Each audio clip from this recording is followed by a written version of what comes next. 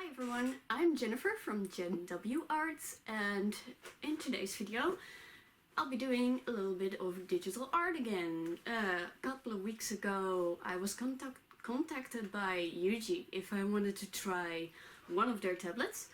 So they kindly sent me one to play around with, so yeah, that's what we're going to do today. Let's get started! Hey everybody, welcome to today's video. Here we got the box housing the tablet. It is a bit plain being just a brown cardboard box, but I do like the cute little comic panels on the front. Inside there is the tablet laying on top, covered in a protection sleeve. The driver download link is conveniently right on top of it. Underneath is a bag with other items that come included with this tablet.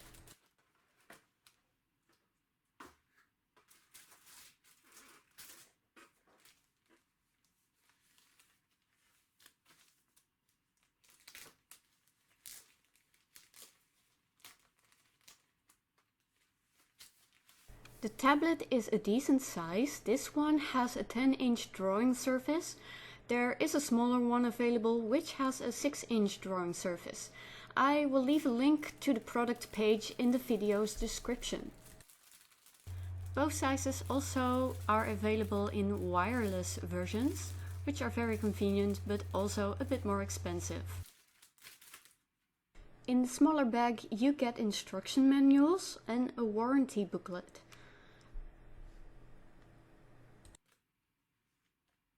Here we got the USB cable, as this is not the wireless version, to hook your tablet up with a device of your choice. It can be used on a desktop PC, laptop, tablet and even on your smartphone, with a special adapter USB that comes included with this box. The small L-shaped USB goes into the back of your tablet and the large end into your PC or included adapter. I also really like how the cable is strapped with Velcro instead of those plastic straps, so you can neatly restrap your cable. Next up is the pen, which is nicely lightweight and has 2 buttons on it for choosing your brushes and sizes and switching between brush and eraser on the fly. The pen has a pressure sensitivity up to 8192 pressure levels, which is actually the same amount as my Wacom Cintiq 16. But this allows for a nice smooth line varying in thicknesses depending on the pressure you apply to it. It also has a 60 degrees tilt function. This pen also doesn't run on battery, so that is super convenient as you don't have to recharge it. It is all plastic, so sadly it does not have a rubber grip for that little bit of extra comfort. These are the adapters you can use if your device doesn't have the right USB slot. There is a micro B and a type C adapter. They also included a bag with a bunch of spare nibs, so you have plenty to replace when they start to wear down from all the drawing fun. I like how there is a generous amount of nibs included. And the last item is a tool you can use to easily remove your nibs from your pen in case it wears down and you want a fresh and new one in your pen instead. Once out of the pen, you can easily shove the nib back in with your finger, and it stays nice and snug in your pen afterwards.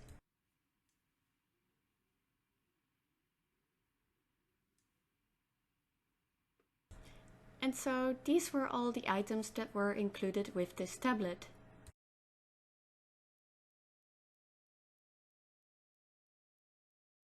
There is a pen sleeve attached to the back of the tablet in which you can conveniently store your drawing pen.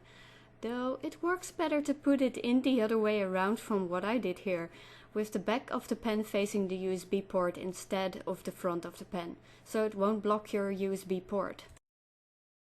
I kind of got intrigued by the idea that you can use this tablet with your Android smartphone, so of course I had to go and try that out.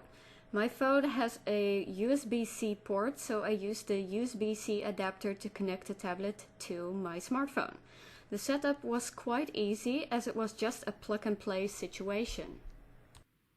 You don't need to download drivers to use the tablet on your Android device, as it works fine the moment you start drawing on your phone. I only had to download a trial version of the first drawing app I could find, because I never have done art on my phone yet. I am using clip art here. I felt a bit funny drawing on my phone because I don't really know the art software. I only ever used MS Paint and Photoshop to draw digitally before. When you draw on an Android device, you can only draw in portrait format, so they advise you to turn your tablet around in portrait format. That way it works best with your Android device. It was definitely funny to try this out, but I prefer to work on a much larger screen, so I think I'm going to stick with drawing on my PC. But it is a very cool feature nonetheless, I think. The tablet has also 12 shortcut keys, which you can fully customize yourself if you want to. So yeah, I drew a quick kitty and played around with the program a bit, trying some different brushes and stuff. It's not a masterpiece, but I had fun giving this option a whirl. But enough playing around, and let's put this tablet to the real test. I'm going to connect my tablet to my PC, which is quite beefy because I mainly use it for gaming. I am not drawing digitally as much anymore as I used to, but I do still have Photoshop installed on it, which I will use to draw with today. So I expect no performance issues for this tablet. The tablet is compatible with Windows 7, 8, 10, Mac OS X 10.10 or later, Android 6.0 or later, Chrome OS 8.8 or later, and Linux. The first thing you want to do is to go to the UGEE website and download the right driver for your tablet. Downloading and installing the driver is very easy and done in a jiffy. So here we got the tablet's program, in which you can adjust and play around with your pen settings and customize your shortkeys to what works best for you. The program is quite user-friendly, which is nice, especially for beginners. So I played around with the pen sensitivity a bit here, but I found at times the pressure sensitivity wouldn't work at random. Luckily later on I found out what was causing this, so I will get back to that later on. The program I'm using here is Photoshop CS5, which is quite an old version, released back in 2010 I think, but luckily the tablet worked fine on it. As usual, I started out to sketch out my design, which is a thing I really like doing digitally, because you can do it fast and correct mistakes in an instant. Nowadays, I don't do a lot of finished works with digital media anymore, because my preferences lies with traditional art, but I do love to use digital media to create quick sketches and compositions, color mock-ups and photo mock-ups, which I use for reference for my traditional pieces. It's just a super fast and convenient tool to use. It took me a bit to get adjusted to drawing on this pad, as I am used to draw on my Cintiq, which is one you can draw on the screen. So I had to get used to the good old hand-eye coordination thing, as you no longer draw on the screen, but you'll just have to draw on the pad and then keep your eyes on your monitor. But it did remind me of the good old years I had been drawing on my old Intuos 4, which has been well loved back in the day. So drawing on the UGEE did take me back to those lovely good old memories. But after that I got caught in the flow and really enjoyed inking the line art of the wolf. The pen reacted quite well, apart from the stray fat line that I got because the pen pressure dropped out. But that wasn't happening too often yet. It became a bigger problem, however, when I started coloring and erasing with larger brushes. At some point it became somewhat frustrating, so I decided to try and find a way to fix it. So I opened the UGEE pen option panel and tried altering the pressure and output, but that didn't do anything regarding the problem I had. So I started wondering if it was perhaps Photoshop which caused this problem, or if it was Windows. As we all know, Windows can be a pretty finicky operation system with its occasional crashes and nope, I'm not gonna do this temper. But then I spotted a little checkbox in the pen options menu, which is called Windows Ink, which I'm showing you here on the screen. It was checked, so I unchecked it, and well, you guessed it, but that fixed the pen pressure problem in Photoshop for me. After that, the tablet worked perfectly and the pen pressure no longer had issues. So from there on, I really started to enjoy working on this tablet. Coloring the fine details went effortlessly. Also, there is no input lag, so every stroke you make on the tablet appears accurately on your screen. Another thing I love about digital art is how you can quickly make changes. For example, I did not like where the drawing was going with the red tones, so I quickly changed them into purple-blue tones with a couple of color adjustment sliders. It's one of the convenient options digital art offers you, while such a thing often is not possible in traditional art. Also, another nice thing to mention about this tablet is that once you remove the plastic film and start drawing, the pen does not leave any scratches or drawing marks on the tablet. It has a nice matte texture that feels very pleasant to draw on. When I was using the tablet to draw on my phone earlier, I had not yet removed the film, so you could see a lot of marks appearing, but that was just the film scratching up, as all the marks were gone when I pulled the film from the tablet. So would I recommend this tablet? I definitely would recommend this tablet to beginner digital artists and artists with a smaller budget. As I can honestly say from my own experience, it was very pleasant to draw with it.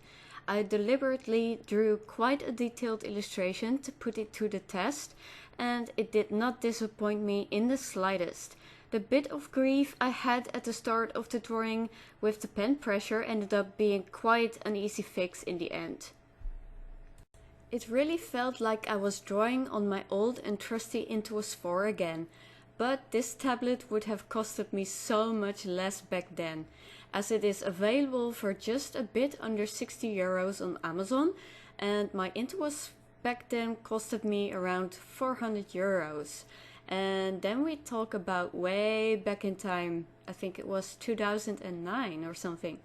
Not only is this drawing tablet a lot cheaper, it also has the same pen pressure levels as my current Wacom Cintiq 16, which is quite impressive for such a cheap tablet, I think. The UGEE S1060 is just simple in design and not as fancy as a lot of those expensive tablets out there. But the plus side is that this tablet is quite lightweight and flat and small in size, so very easy to slip into your bag along with your laptop and take it with you. If anything, I hope I could show aspiring digital artists that you don't need 1,000 worth of a tablet to make good looking art, because that is just a wrong assumption a lot of people seem to make these days.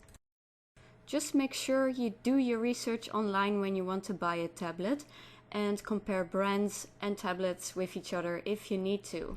There are a lot of resources online which you can check. So it doesn't have to cost you too much in the end, but still gets you a device which will do what you need it to do. Anyway, I hope this video was helpful. Leave me a like if it was, and feel free to leave me a comment or a question if you have any in the comment section below. If you don't want to miss out on any of my future content, hit the subscribe button and the bell icon to get notified when I upload something new, and to help support my channel that way. Thank you for watching, and until the next one, keep on creating and have a good one.